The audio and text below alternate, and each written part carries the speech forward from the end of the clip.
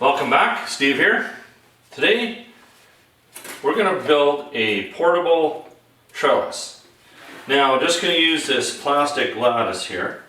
I'm going to build a wooden frame around it, and then it can kind of be a freestanding trellis. So it's not going to be attached to a deck or a house or anything like that. And the whole purpose of this is to put a plant either in the front or behind. I'm not too sure what they're going to do. But first off, we're going to have to figure out, we got a couple broken little spots here. So we're going to trim this first, and then we can get a measurement and start building our frame. So I'll show you how I'm going to cut this, and we can go from there.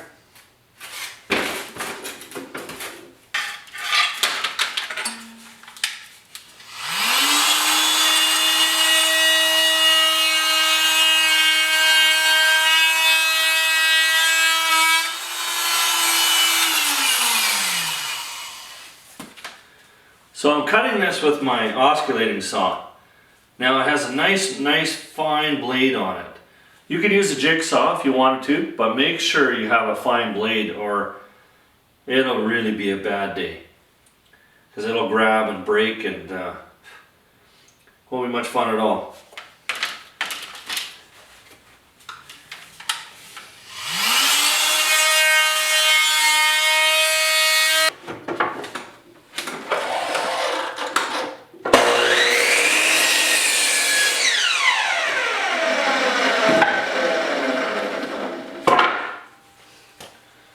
Okay, I'm just cutting up all the pieces that I need. So,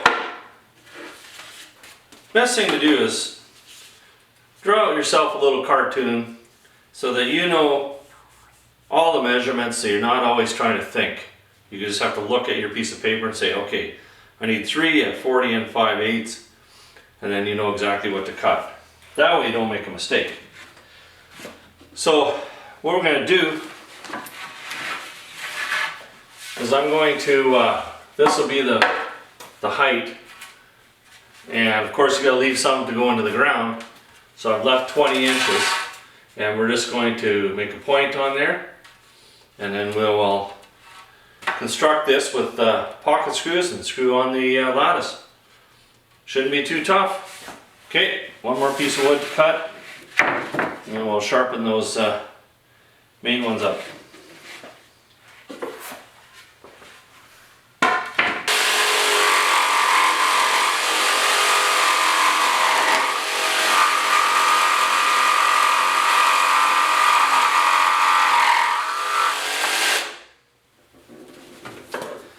Now this cut here is a little steeper than what is safe to do on a chop saw, so I'm just using my jigsaw, and all I did was just find half here and then just went up 2.5. That gives me a nice little point.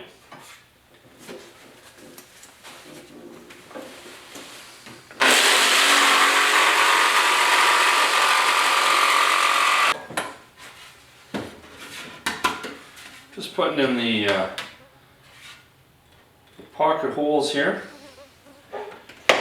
Now, if you watched one of my other videos there on the shelf, this jig here, that's a game changer. So nice and easy to use.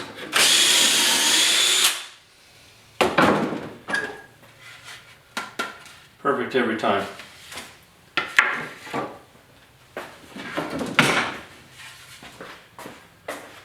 Time for a little assembly.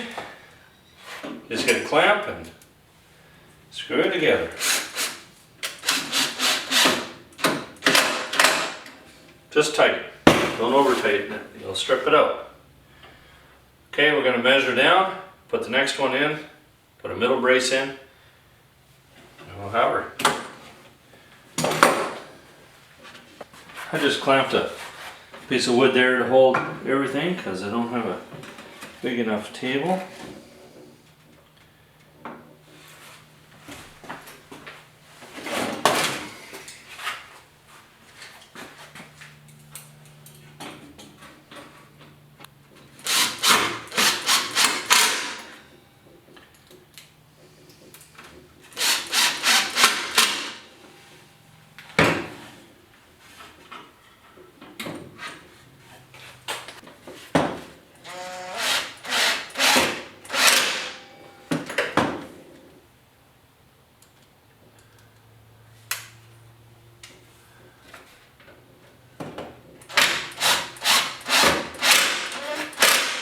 That's got her.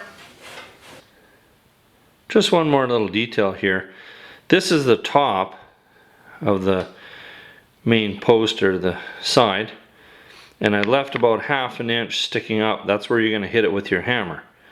If you're flush, you could do some damage to that joint there, so leave a little spot there so you can hammer on it.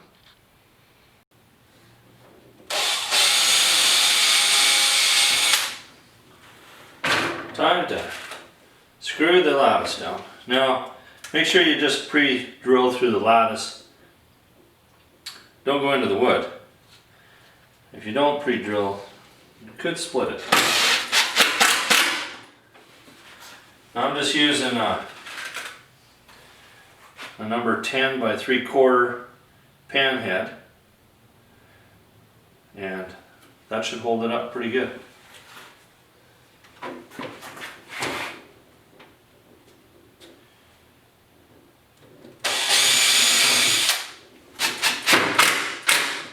There, last screw. I think we got her. We'll take her outside and see what she looks like.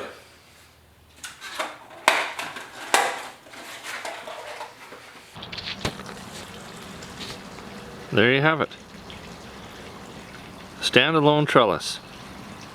It's a lot more rigid than I thought it was going to be, so I give her the thumbs up.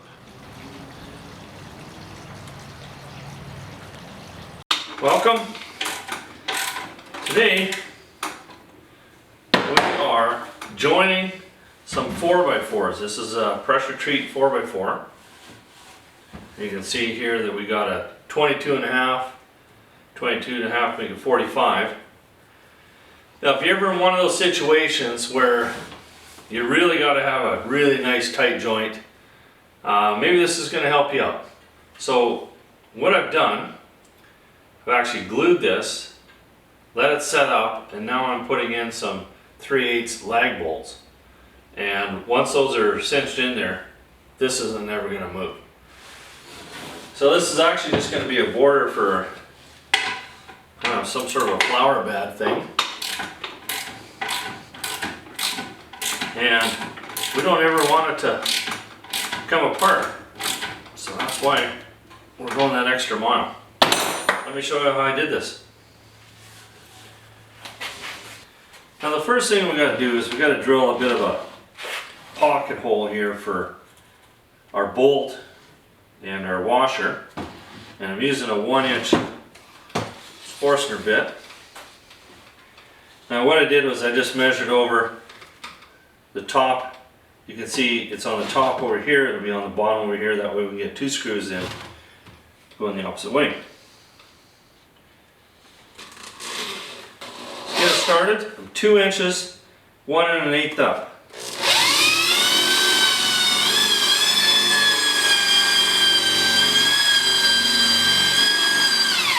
Now you want to drill this in on about a 45-degree angle.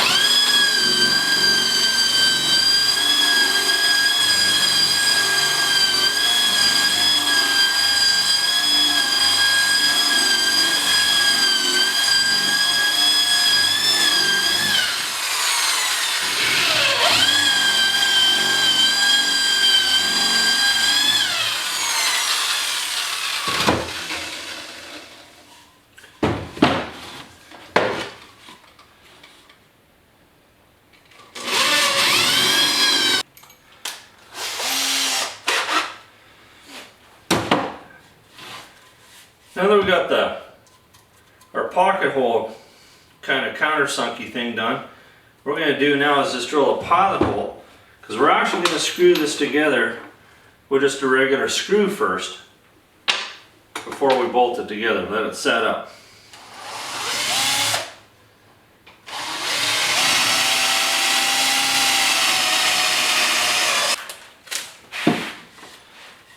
So we're going to glue this together with a urethane glue.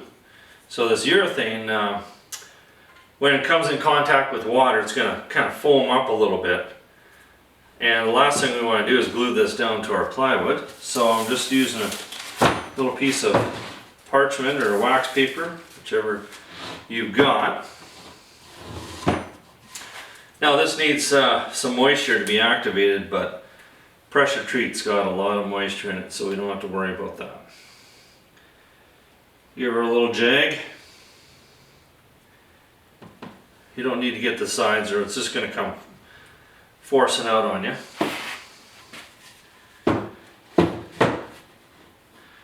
Now if you were to just glue this and then try and bolt it in, oh, you'd have a heck of a mess.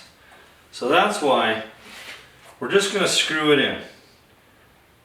Let it set, and then we can pre-drill and put our anchor or our lag bolts in.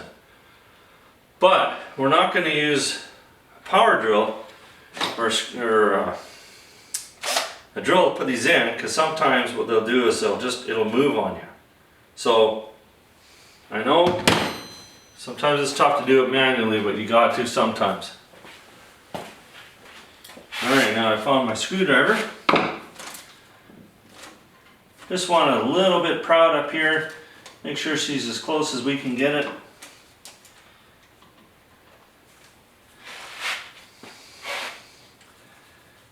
Then all you do is screw it in until it's tight. Now if we were just to leave this, the foaming action of this glue would spread this apart and we wouldn't get a nice tight joint. So that's why we're going to fasten it with these longer screws here.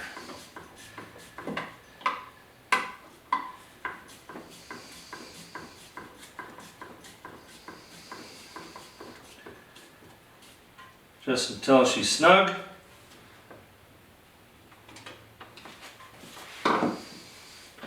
Really nice and flush up top here, looks really good. You can see our joint is nice and tight, every which way we did it. I think that looks good. So we're going to let this set up, and then we will drill for our legs. We've let this dry overnight. Now we're just going to take the screws out. And then we're going to drill a couple pilot holes.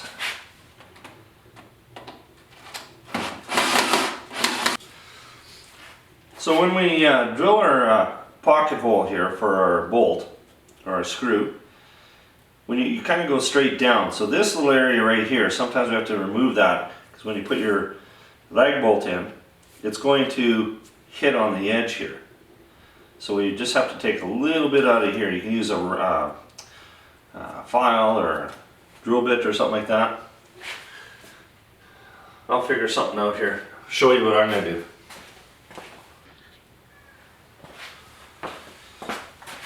I'm just using a drill bit here. Seems to work pretty good.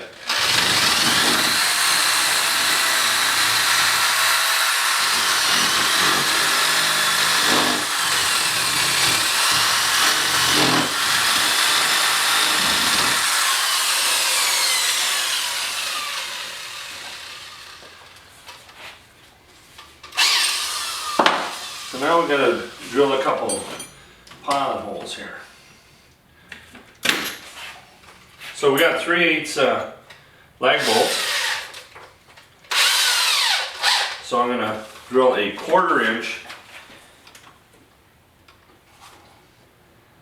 pilot hole.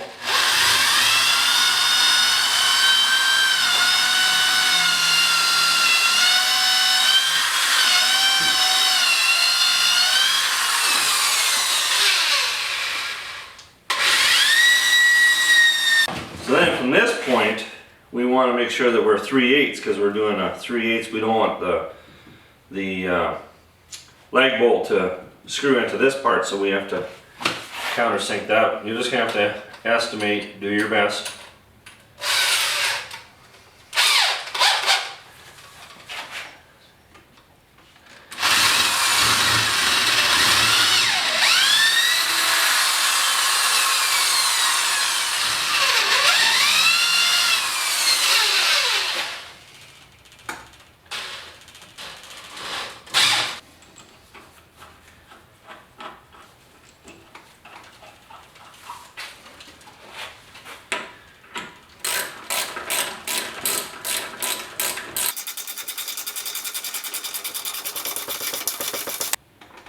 get her good and snug. Done deal. I don't think that joint is ever going to come loose.